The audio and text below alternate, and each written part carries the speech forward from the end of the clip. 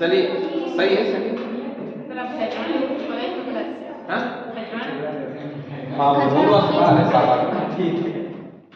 Khajwana road आप तो पढ़ते हो क्या बोल सही है ना? हाँ?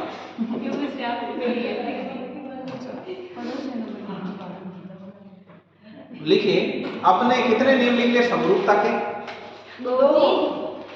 कौन कौन से लिखे? ऐसे क्या कर रहे हैं और इनको तो ऐसे पता ही नहीं, तो ऐसे ही कर रहे हैं। पता है आपको क्या पता है? अब अगला नियम लिखिए ASA नियम।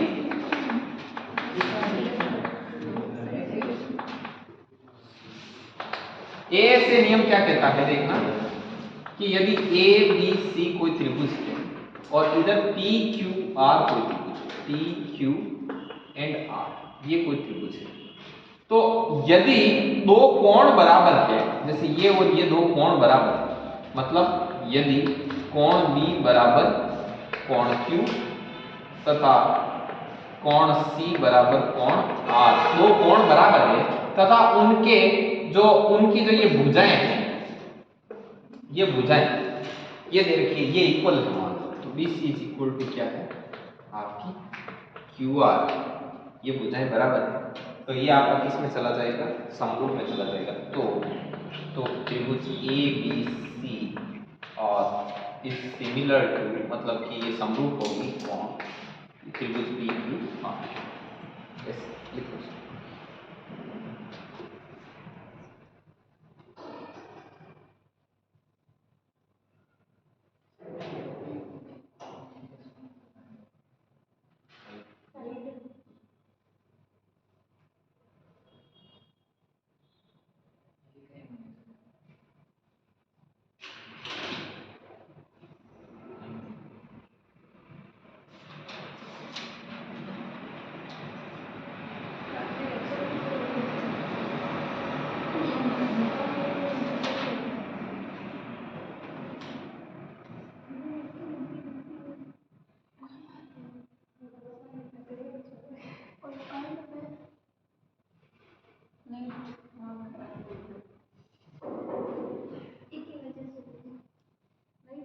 SAS नियम लिख दिया अपन ने, SAS लिख दिया, SSS लिख दिया, देखो SSS नियम, चलो ये लिखो। सर आप फालतू में बिजली का बिल बढ़ा रहे कर दो बहुत सही। समाज आप फालतू में कितना नेट रिचार्ज खराब करते हो? नहीं करते सर, नहीं करते ना? वैसे भी 5G क्या फर्क है?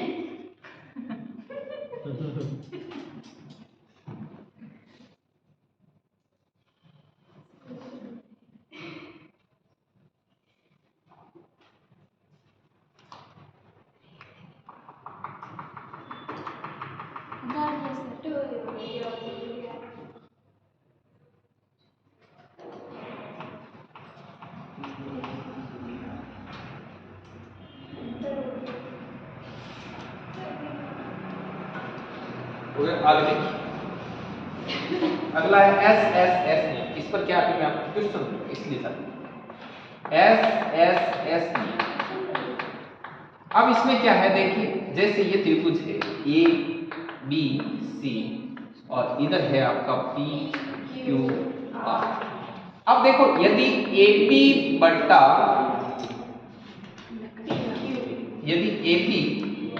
PQ और BC बट्टा QR और AC बट्टा PR,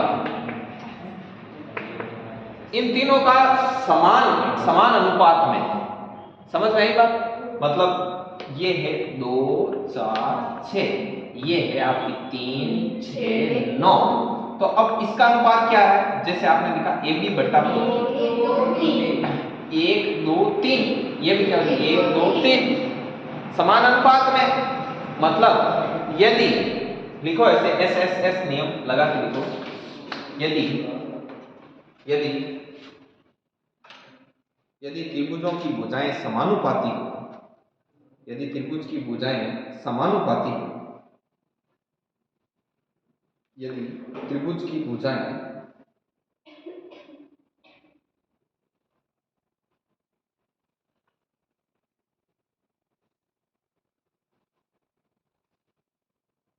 यदि त्रिभुज की भुजाएं समानुपाती हो, तो यदि त्रिभुज की भुजाएं समानुपाती हो तो वह त्रिभुज समरूप त्रिभुज कहलाता है। फिर ये लिख लो, यदि ये लगा के फिर तो करके लिख लेना, त्रिभुज ए बी सी समरूप है त्रिभुज पी। फिर बता देता हूं, जितने भी सर्वांग सम के नियम है वो समरूप में लागू होते हैं। समरूप में एक नियम एक्स्ट्रा आता है और वो है आपका कोण कोण कोण।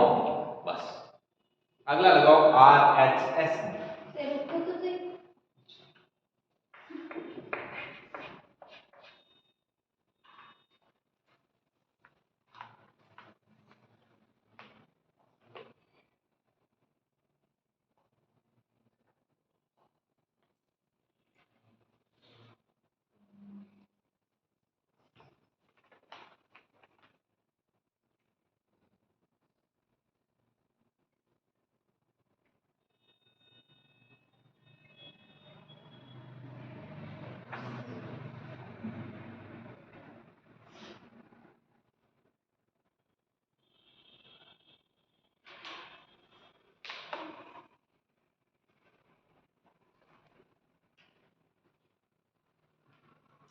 चलिए नेक्स्ट, आर एच एस में इसका मतलब बता रखा है मैंने पहले। आर का मतलब राइट एंगल, एच का मतलब हाइपोटेन्यूज, एस का मतलब भुजा। इसका मतलब होता है समकोण, राइट एंगल समकोण। इसका मतलब होता है कर्ण और साइड का मतलब होता है भुजा। समकोण कर्ण भुजा नियम। तो मतलब जैसे ए बी सी और इधर आता है आपका P Q R, P Q और आर। तो मतलब यदि कोण बी बराबर कोण क्यू, यदि कोण बी बराबर कोण क्यू बराबर 90 डिग्री है। अब देखो ये मान लो ऐसे दे रखा हो 3 4 5 और यहाँ पर दे दे 6 8 10। फिर आपको पता चले कि इसका कर्ण और इसका ये कर्ण और ये बी सी बट्टा क्यू आर बराबर आपकी क्या है 1/2। मतलब दोनों के कोण 90 डिग्री है, साथ ही उनकी कर्ण और भुजाएं क्या है समानुपाती है। तो वो भी क्या होंगे समरूप त्रिभुज। तो त्रिभुज ए बी सी समरूप है त्रिभुज पी क्यू। मैं फिर बता देता हूं, आपके ज्यादा क्लियर होगा क्वेश्चन। अभी बस सिर्फ क्वेश्चन को सॉल्व करेंगे तो आपको पता लगेगा इस नियम को ऐसे अप्लाई किया। ठीक है, देखो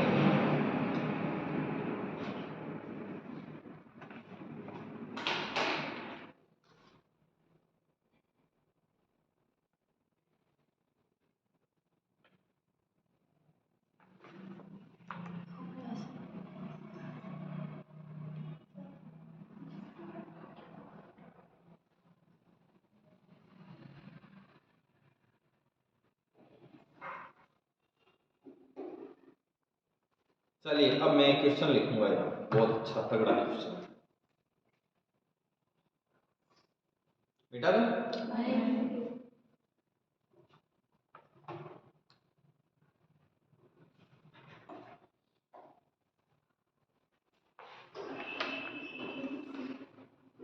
सर ये अपने बर्थडे पे लगाने का वापस बता। बीसी बटा पी आर, सॉरी बीसी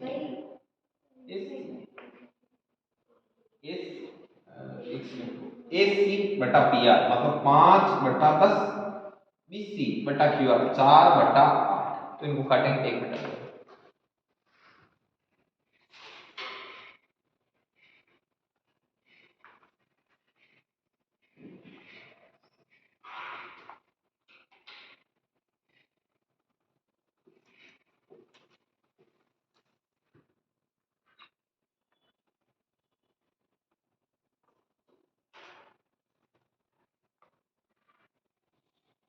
चलिए अब अपन आगे बढ़ते हैं और कुछ चीजें सीखते हैं।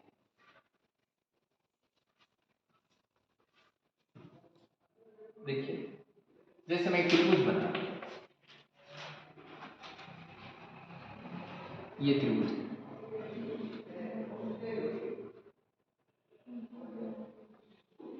ये कोण, ये कोणों के अर्धक है।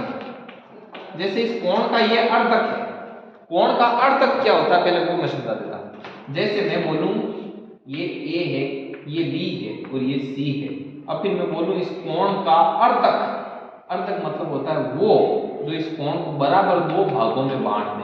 तो ये बी ओ, तो ये बी ओ क्या हो गया, बी ओ इस कोण बी का अर्धक है, मतलब जो इस कोण को क्या कर दे, आधा आधा, समझ गए।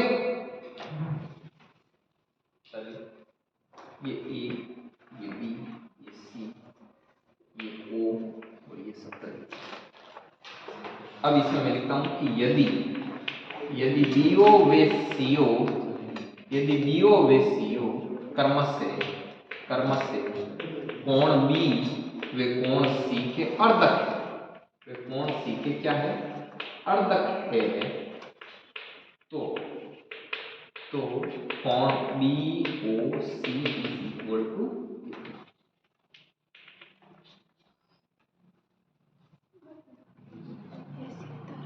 दिमाग लगा सकते हैं, लगाओ, स्वागत है।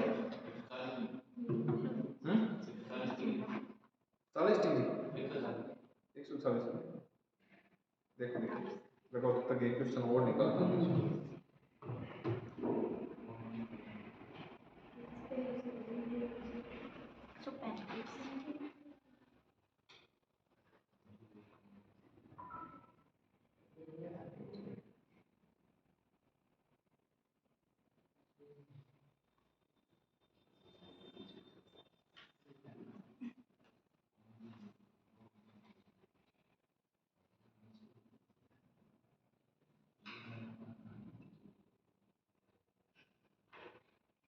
चलिए मैं बताता हूं। जैसे ये बराबर है, मतलब ये बराबर आता है, ये x तो ये x और ये y तो ये भी अच्छा, तो ये y तो ये पूरा क्या हो गया 2x और ये पूरा क्या हो गया 2y। अब बोले सर x x करता है तो आप मानिए कि अन x है वो, तो o भी का ही x, क्यों, क्योंकि वो और तक है बराबर दो भागा बांटे, ठीक है, o y है ना o भी y, क्योंकि वो इन दोनों का बांटे बराबर भागा बांटे, ठीक है। अब देखो 70 degree plus 2x plus 2y बराबर कितना होगी 180 थी। वो 70 डिग्री, वो पूरा 2x है, वो पूरा 2y, तीनों अंत कोणों का योग 180। चालू है वो दो कॉमन ले लिया तो x प्लस वाई, यहाँ लिख सकता 180 माइनस 70, दो x प्लस वाई, 180 में 70 गया 110, तो x प्लस वाई बराबर कितना आएगा 110 बट्टा 2 बराबर 55 डिग्री। अब अपन एक चीज और ठा पड़ी, काय चीज ठा पड़ी है, त्रिभुज, त्रिभुज BOC, ई वास्ते में बात करूंगा, त्रिभुज BOC में एक बात हमको पता चली कि ओ कोण, किस कोण, ओ जब अपन ज्ञात कर इन आप ई कोण ने y मान, y नहीं सॉरी इन नहीं भी मानो कि z, ठीक है। पहले की जो एक तो z, एक वो अटे जो को x, ठीक है। अब इन बूझो इन मोटोड़ा, इन बूझो इन 2y ने छोड़ दो, अपन छोड़ के एक बात करा भी है, वो z वो x और वो y, ये तीनों को योग ही तो है, क्यों, क्योंकि a भी काई है अंतःकोण योग है, जब x प्लस y की वैल्यू अपन कितनी है, तो z प्लस 55 बराबर 180, z बराबर कितना तो 180 माइनस 55 मतलब 125 डिग्री, लिखो।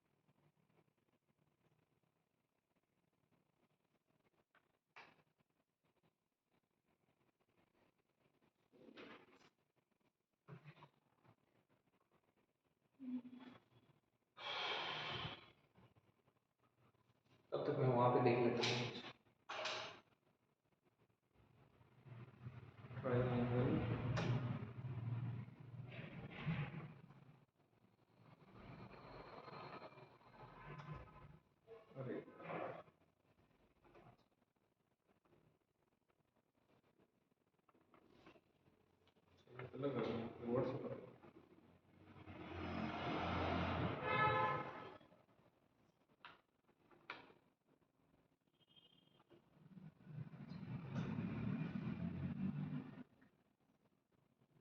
हेल्प मिलती थी अपने प्रोजेक्टर से, है ना?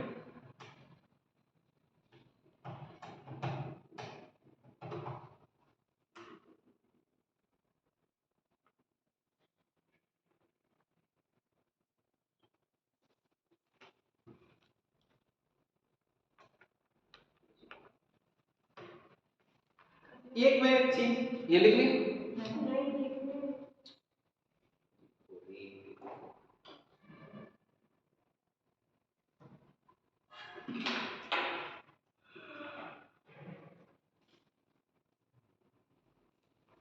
कौन ले रहा है इतनी बड़ी बड़ी बॉक्स?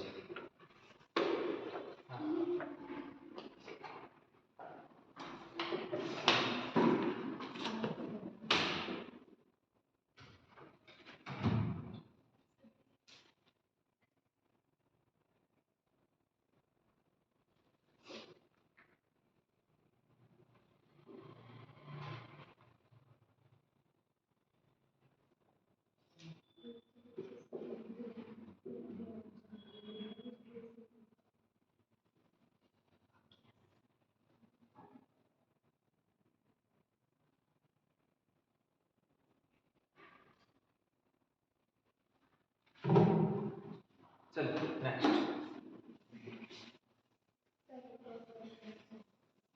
क्या हुआ?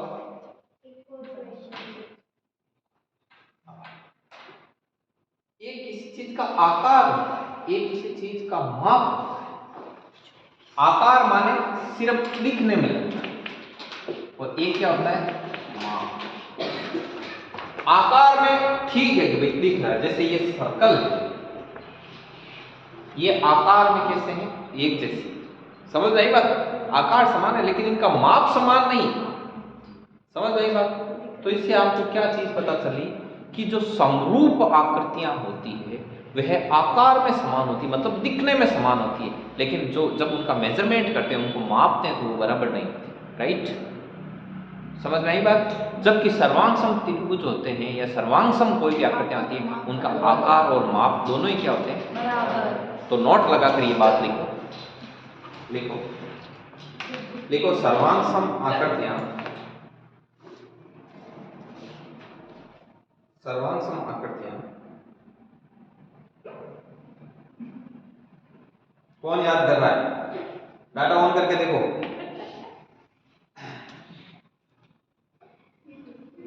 लिखो सर्वांग नहीं, पक्का पहले करो। सर्वांग सम आकृतियां आकार में माप दोनों में समान होती है, आकार में माप दोनों में समान होती है, जबकि दाल में खाना या दाल का दाल का देखो सर्वांग सम आकृतियां आकार व माप दोनों में समान होती है, जबकि जबकि समरूप आकृतियां, जबकि समरूप आकृतियां केवल आकार में समान होती है, माप में नहीं। जबकि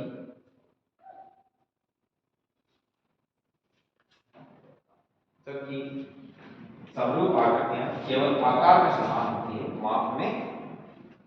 कुछ मित्र याद कर रहा देखा करो कुछ।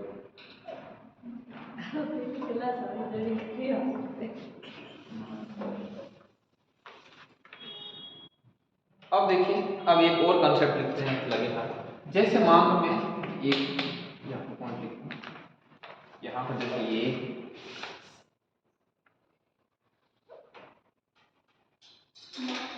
जैसे ये ए है, ये बी। अब इसका एक मैं लंब सम द्विभाजक खींचता हूं, जैसे लंब सम द्विभाजक। नाम तो ये है, लंब का मतलब लंबवत, ये ऐसा का ऐसा लिखना सेम। सम का मतलब समान, द्वि का मतलब दो, भाजक का मतलब विभाजक।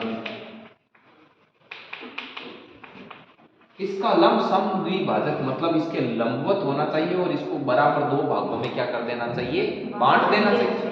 तो ये पॉइंट ले लिया मैंने। मान लो ये अपने एक लंब समद्विभाजक डाल दिया जो कि लंबवत भी और इसको समान दो भागों में बांटता है, मतलब ए ओ बराबर क्या है, ओ बी। ऐसा है, ए ओ बराबर क्या है, ओ बी है। तो ये कहता है कि यदि हम कोई किसी रेखाखंड पर यदि हम कोई लंब समद्विभाजक खींचें तो उस लंब समद्विभाजक पर स्थित प्रत्येक बिंदु ए और बी से समान दूरी पर होता है। मतलब यदि मैं यहां पर रख देता हूं कोई पॉइंट पी, फिर मैं इसको यहां से देखूं और इसको यहां से देखूं तो ए पी बराबर क्या होगा, बी पी। और यदि मैं यहाँ पर C डाल दूं तो AC बराबर क्या होगा, BC। जैसे मैं यहाँ पर पॉइंट D डाल देता हूं तो AD बराबर क्या होगा, BD। मतलब यदि किसी रेखाखंड पर कोई हम लंब समद्विभाजक खींच देते हैं तो उस लंब समद्विभाजक पर स्थित प्रत्येक बिंदु A और B से क्या होता है, समान दूरी पर स्थित होता है। लिखो नोट लगा, पहले ये चित्र बना लो।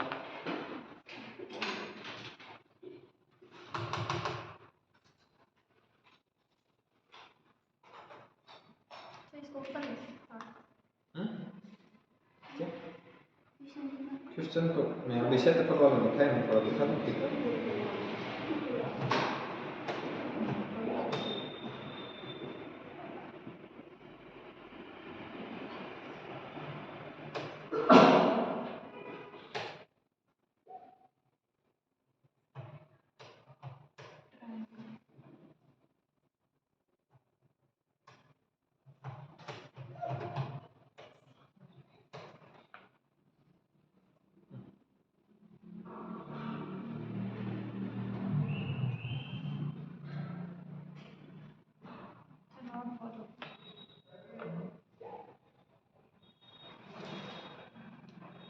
ये तो मुझे लगता है सेम ही खुलेगा।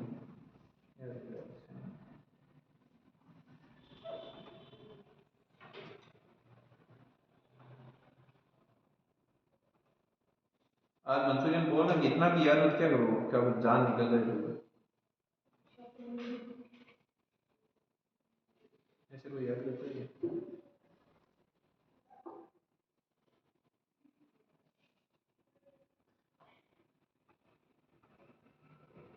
देखो लाडो, ये क्वेश्चन है सामने, ये आगे पीछे के पर्दे दुकानें कई लगा रखी हैं यार, इसको डाउनलोड किया था, डाउनलोड भी नहीं करने देते हैं। सही है, कोविड में इतना ही देखने देंगे।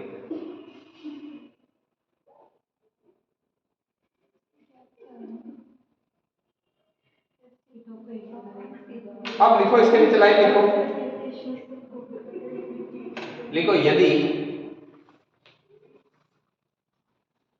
यदि किसी रेखाखंड पर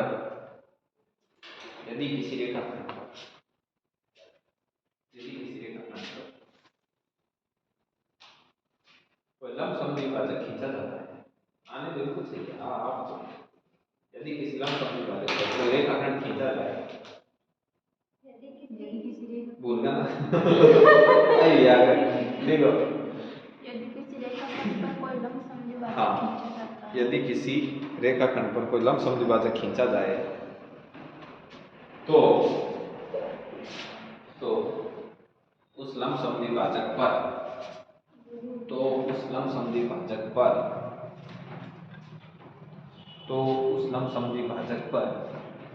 चलो यार आज इतना ही टाइम क्वेश्चन कर, तो उस लंब समद्विभाजक पर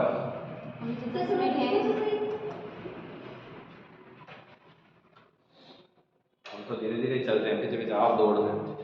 तो उस लंब समद्विभाजक पर स्थित प्रत्येक बिंदु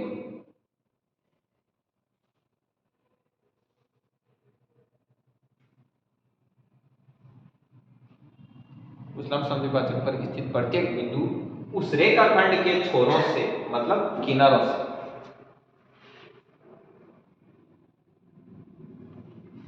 लंब समद्विभाजक पर स्थित प्रत्येक बिंदु उस रेखाखंड के छोरों से या किनारों से बराबर दूरी पर होगा।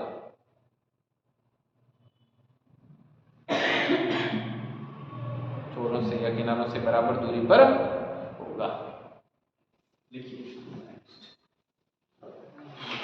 अब मैं आपको बता देता हूँ।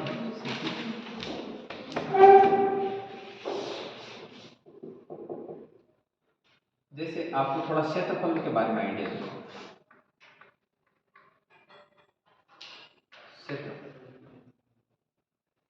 अब देखो आपको एक छोटा सा ऐसे अंतर बताया जाए।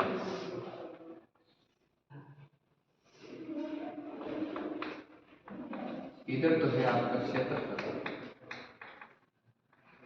और इधर है आपका परिमाप। बोले तो इधर तो है आपका एरिया और इधर है आपका पेरीमीटर।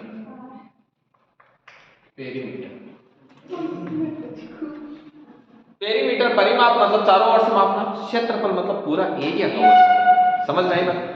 मतलब जिया मैं यहाँ त्रिभुज बनाना जना परिमाप को मतलब है अटो एम स्टार्ट होनो बाजू बाजू बाउंड्री पूरी नाप ले, मतलब AB plus BC plus AC वो तो हुई को मारो परिमाप, राइट। यदि मैं की पूरा एरिया कवर कर दी तो चट में यहाँ दौड़ दौड़ कर दी वो पूरा काई है ये क्षेत्रफल। अब समझ में आ गई तो क्षेत्रफल काई है परिमाप। जब ठाठा पड़ गई कि वो क्षेत्रफल जको आपन लेवा तो पूरा क्षेत्रफल वो क्षेत्रफल है इनमें लंबाई भी आया है चौड़ाई भी आया है, मतलब यहाँ 2D में चले, मतलब आ है तो भी यार तिरछी ऊंचाई है आ चौड़ाई है, दो चीज है। तो क्षेत्रफल हमेशा मीटर स्क्वायर में आए, जबकि परिमाप है तो सीधी सीधी लंबाई है तो बाकी माय। अब क्या सर जी हाँ क्षेत्रफल मीटर में क्यों आवे, ये पीछे की हिस्ट्री का ही है। तो पीछे की हिस्ट्री यहाँ है कि जहाँ कोई भी क्षेत्रफल निकाल वो जहाँ समझ लियो है लंबाई इंटू चौड़ाई मान लो दो चीजें गुणा हुई नहीं जहाँ क्षेत्रफल आवे हर हालत में होना। अब जहाँ समझ लियो लंबाई है 5 मीटर और चौड़ाई है 3 मीटर, समझ गए 5 इंटू 3 मीटर को तो 15 हुई साथ साथ मीटर ही मीटर काई में गुणा हो जाए। समझ में आई बात? मतलब मीटर गुणा मीटर है, मतलब आधा समान है और बीच में गुणा को चिन्ह है घाता काई नहीं जुड़ जाए जब वो बने 15 मीटर स्क्वायर। जबकि स्कूल हम पढ़ावाना जो सीधो सीधो ही की जाए कि बेटा देखते हैं लंबाई 5 है तो 5 लिख दे, चौड़ाई 3 है तो 3 लिख दे तो 5 3 15 हुई को अर्थात लंबाई की में के मीटर में क्षेत्रफल निकाल देना तो स्क्वायर लगा दीजिए, यदि तो आयतन निकाल देना काय लगा दीजिए जनठावरा ने सीधो याद कर दिया। मैं जब बुक में सब चाहे मीटर नहीं लिखाते हाथ गुणा कराना इन लोग की हाथ हम लोग की हाथ कंफ्यूज हो जाए जबकि स्टोरी है देखिए कहां है, ठीक है ना, ध्यान दे देखा। अब मैं था मैं थोड़ा बहुत तो क्षेत्रफल क्या है इन परिमाप में आप लिख सकता हूं कि चारों ओर का माप, परिमाप में क्या लिख सकता ना आप चारों ओर का माप और ईमान आप यहां लिख सकता हूं घेरा गया कुल क्षेत्र, ठीक है ना, घेरा गया उदय बस तो गए घेरा गया कुल क्षेत्र, घेरा गया कुल क्षेत्र। तो ये दोनों लिख लो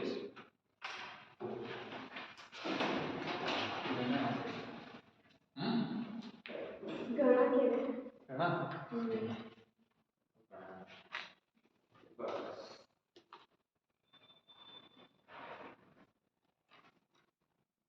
अब आज था मोबाइल में मैं हमारा जीमेल लॉगिन करूं, जीमेल लॉगिन करने का कांटेक्ट लिस्ट व्हाट्सएप इंस्टाग्राम सब आईपैड में कर दें, ठीक।